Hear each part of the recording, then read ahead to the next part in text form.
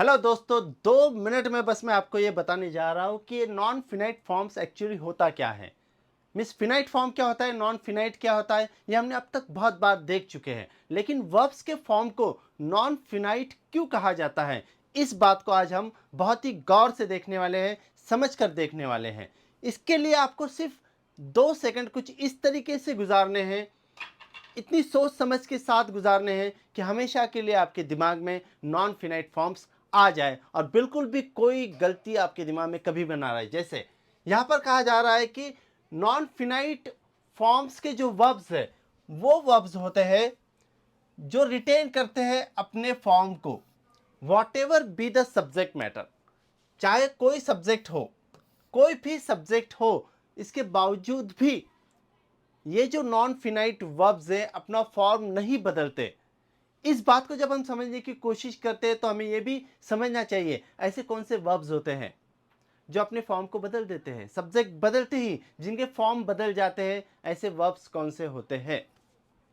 What are those verbs. जब तक हम इस बात को नहीं समझेंगे हम नहीं समझ पाते कि किस तरीके से नॉन फिनाइट फॉर्म्स के वर्ब्स अपने फॉर्म को रिटेन करते हैं, चाहे कोई भी सब्जेक्ट मैटर हो। इस बात को समझने के लिए हमें जाना पड़ेगा what are the non finite verbs कौन से हैं। तो नॉन फिनाइट वर्ब्स को लेकर ये 4 सेंटेंसेस में आपके सामने लेकर आया हूं, आप इसको पढ़िए। She is learning how to dance. So to dance ये क्या हो गया, नॉन फिनाइट वर्ब हो गया। दूसरी बात है the brakes seems to have failed. So to have failed is another non finite verb. Third one is barking dogs seldom bite. ये 3। और चौथा वाला जो सेंटेंस है वो है she thought of all those missed opportunities. और मिस्ड ये भी क्या है, non finite form of the verb है। तो इसे non finite form of the verb क्यों कहा जाता है, ये मैंने आपको पहले ही बोल दिया है। क्योंकि कोई भी सब्जेक्ट हो, इन पर कोई असर नहीं होता है, अपने फॉर्म को लेकर ये पूरी तरीके से स्वस्थ रहते हैं, बिल्कुल नहीं बदलते, किसी बात को लेकर नहीं बदलते।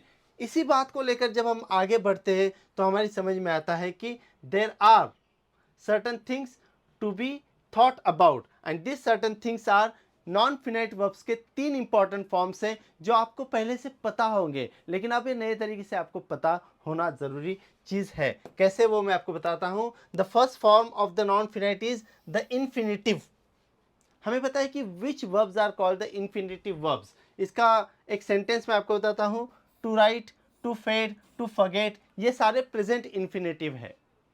इन्फिनिटिव मिले बोले तो we know infinite means those are not related to the subject, the one thing, and the other thing is the that कि उनका कोई टेंस नहीं होता है, टेंस में वो फिनाइट नहीं होते हैं।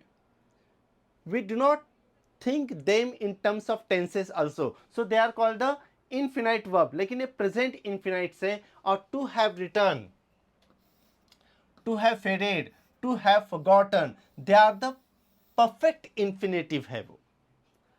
perfect infinitive, we know that this is present infinitive and that is the perfect infinitive, जिनका कोई टेंस नहीं होता है, जिनको लेकर सब्जेक्ट के ताल्लुक से नहीं सोचा जाता है।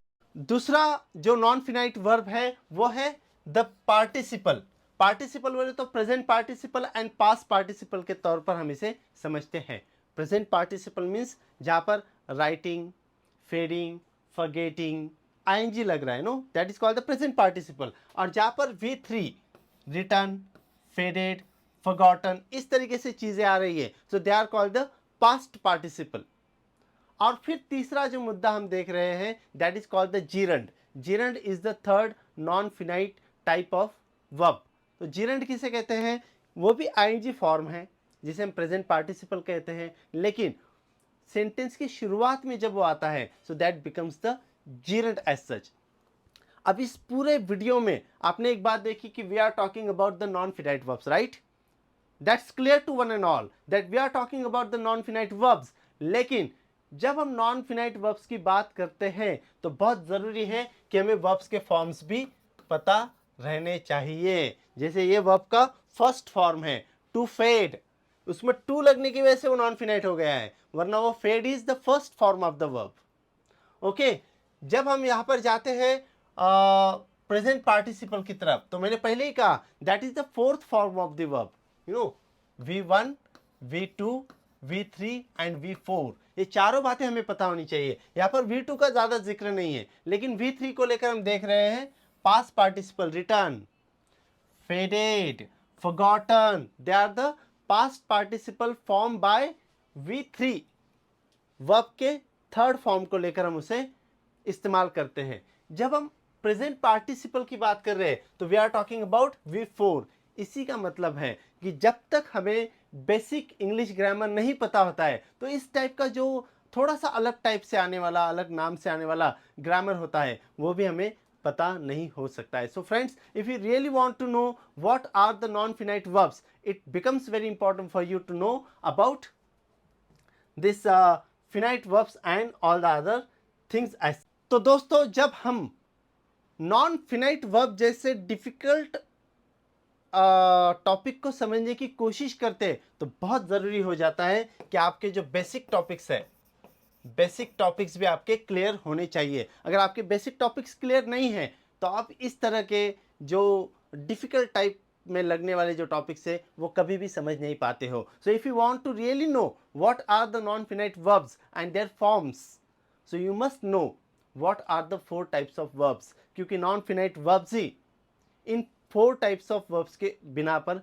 बनते हैं, जिसे हमने कहा V1, V2, V3 and V4 as such, जिसमें V2 का जिक्र नॉन फिनाइट वर्ब्स में नहीं है, लेकिन V1 भी है, V2 भी, V3 भी है और V4 भी है। So it is so simple as such. तो नॉन फिनाइट वर्ब्स को समझने के लिए जाइए आप अपने बेसिक टाइप्स ऑफ वर्ब्स को लेकर, types of verbs particularly in the V1, V2, V3 and V4, जिसकी वजह से हम टेंसेस को समझने की कोशिश करते हैं। Thank you very much for watching this video.